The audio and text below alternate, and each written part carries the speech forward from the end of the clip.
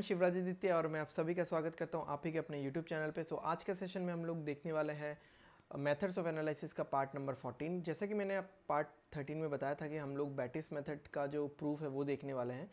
तो आज हम लोग देखेंगे बैटिस मेथड का प्रूफ। ओके, सो चलिए स्टार्ट करते हैं without wasting any further time.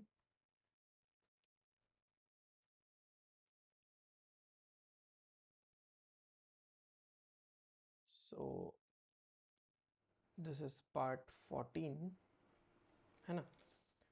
तो प्रूफ देखने वाले हैं ना। तो मैंने यहाँ पे एक फिक्स्ड एंड बीम ले लिया ए,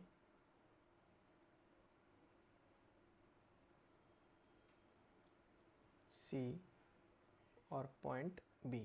ठीक है, यहाँ पे एक लोड है जो कि ये Q, यहाँ पे एक लोड है जो कि ये P। ये जो Q है दिस इज P/2, इसका वैल्यू है P/2। ओके, अब अगर मुझे ये बेटिस मेथड प्रूफ करना है तो मेरा अप्रोच क्या रहेगा कि Q के नीचे, समझो हाँ, Q के नीचे जो डिफ्लेक्शन आएगा, ठीक है, Q के नीचे जो डिफ्लेक्शन आएगा वो P फोर्स के कारण आना चाहिए। Q के नीचे जो डिफ्लेक्शन आएगा वो डिफ्लेक्शन मुझे कैलकुलेट करना है P फोर्स सिस्टम के कारण, P के कारण, और उससे वर्चुअल वर्क निकालना है मुझे फोर्स Q के साथ। ठीक है, और मुझे मुझे सॉरी वर्चुअल वर्क निकालना है फोर्स P के साथ। ठीक है, और P के नीचे मुझे डिफ्लेक्शन कैलकुलेट करना है ड्यू टू फोर्स Q। ठीक है, due to force Q। Okay, and मुझे वर्चुअल वर्क निकालना है P के लिए। तो देखो, वर्चुअल वर्क आपको वहीं पे निकालना है जहां पे, मतलब वर्चुअल वर्क आप जिस फोर्स के लिए निकालोगे उसी फोर्स के नीचे का डिफ्लेक्शन लेना है, बट वो डिफ्लेक्शन किसके कारण आ रहा है वो चेंज हो रहा है। ठीक है, मैंने पहले गलत बोल दिया था कि जैसे Q के नीचे डिफ्लेक्शन आ रहा है तो Q के नीचे डिफ्लेक्शन आएगा तो आप वर्चुअल वर्क Q के साथ ही लोगे, Q into deflection at C। But जो ये डिफ्लेक्शन एट C है ये P के कारण आना चाहिए। तो सबसे पहले हम लोग ये करते हैं,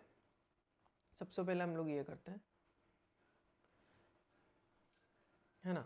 तो B पे हम लोग डिफ्लेक्शन लेंगे। अब क्योंकि B पे मैं डिफ्लेक्शन ले रहा हूं तो P इंटू बी का डिफ्लेक्शन होगा।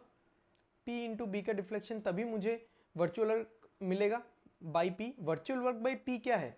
P इंटू P के नीचे जो पॉइंट है, P के नीचे, या P जिस पॉइंट पे है, P जिस किस पॉइंट पे है, B पे है, into delta B. But delta B जो है वो आना चाहिए Q के लिए। तो चलो फटाफट निकालते हैं इस चीज को। डेल्टा बी अगर Q के लिए आना है, ठीक है, तो ये कुछ ऐसा होगा।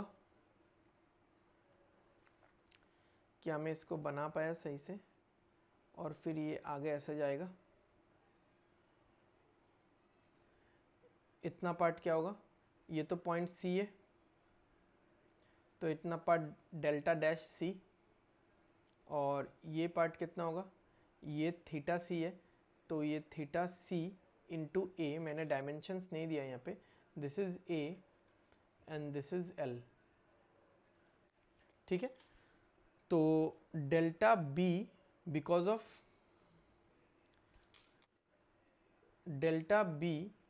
ऑफ Q क्या होगा?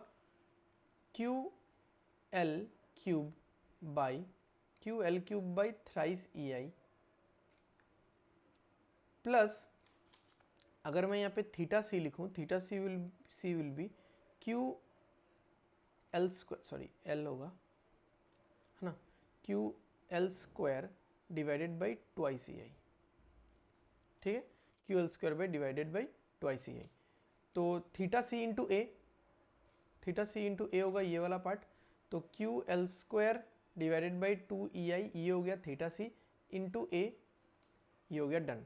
अभी अगर मैं पूरा इसको रिप्लेस करके लिख दूं, P/2 into L cube divided by 3EI plus P/2 into L square A divided by twice EI। अब ये मैं लिख क्यों रहा हूँ? Since Q is equals to P/2। ठीक है, तो ये कितना आ गया, आप इसको चेंज नहीं भी कर सकते थे, कुछ इशू नहीं था। ये कितना आ गया, PL³ divided by 6EI plus PL² divided by 4EI। तो ये आपका निकल गया डेल्टा B फॉर Q, और Q को मैंने पहले ही सब्सटीट्यूट कर दिया है एज P/2। अब अगर मैं वर्चुअल फोर्स निकालूं for P system, virtual for P system के लिए क्या होगा, force P into force P जिस पॉइंट पे है उसी पॉइंट पे जो डिफ्लेक्शन हो रहा है या डिस्प्लेसमेंट, सॉरी उसी पॉइंट पे जो डिस्प्लेसमेंट हो रहा है, राइट। बट इस पॉइंट पे जो डिस्प्लेसमेंट होगा वो Q के लिए होना चाहिए, और मुझे ये पता है कि Q is equal to P/2। चलो क्या होगा, अभी P मल्टीप्लाई होगा इस चीज के साथ, तो ये होगा P²L³ divided by 6EI plus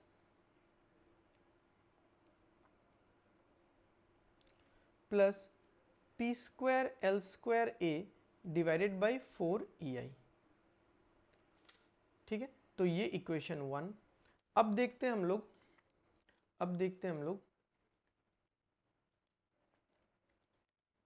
ये फोर्स P लग रहा है, ये B है, ये C है और ये A है।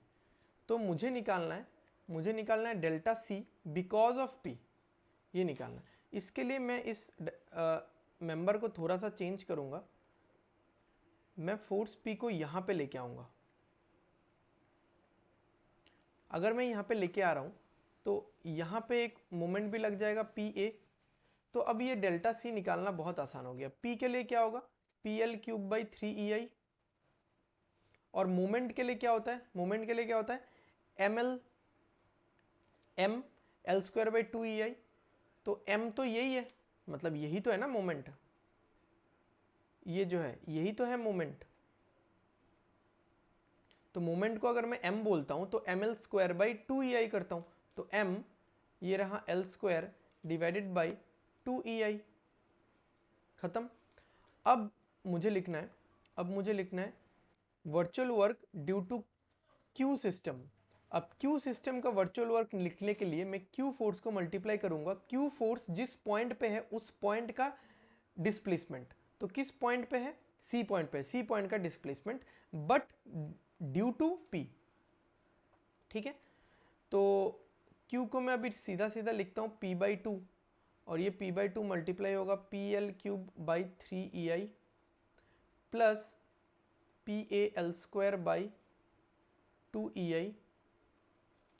अब अगर मैं इसको मल्टीप्लाई करूं तो ये आएगा P²L³ divided by 6EI plus P²L² divided by 4EI। ठीक है, अब ये हो गया अपना इक्वेशन नंबर 2। आई होप आपको दिख रहा होगा। ठीक है, तो यही चीज एग्जैक्टली आया था, आप देख सकते हो यही चीज एग्जैक्टली आया था। सो 1 इज इक्वल्स टू 2, मतलब virtual work due to P force system is equal to virtual work due to Q force system. Hence, Bettis law is proved। ठीक है, Bettis law is proved। सो ये रहा Bettis law का जो भी proof था, मैंने जो बोला था कि मैं प्रूफ करके बताऊंगा आप सबको। आई होप आपको भी पूरा ये टेक्निक समझ में आया। ठीक है, देखो जिस पॉइंट पे फोर्स है, ठीक है, जिस पॉइंट पे फोर्स है आपको वर्चुअल वर्क निकालने के लिए वही फोर्स लेना पड़ेगा, और उसी पॉइंट का बार बार डिफ्लेक्शन आ जाता है, उसी पॉइंट का डिस्प्लेसमेंट लेना पड़ेगा। बट उस पॉइंट का जो डिस्प्लेसमेंट है वो किसी और फोर्स के लिए आया हुआ होना चाहिए या हो सकता है। ठीक है, होना चाहिए, बेसिकली बेटिस लॉ यही बोल रहे हैं। Got it. सो आज के लिए ख़त्म करते हैं हम लोग सेशन नंबर या पार्ट नंबर 14। अगर आपको वीडियोस अच्छा लग रहा है, आपका इंप्रूवमेंट हो रहा है, पसंद आ रहा है, तो लाइक करो, शेयर करो और सब्सक्राइब कर दो, सो दैट आने वाले वीडियोस के नोटिफिकेशन आपको मिलते रहे। ठीक है, तब तक के लिए take care, bye bye, study well and study hard. Signing of.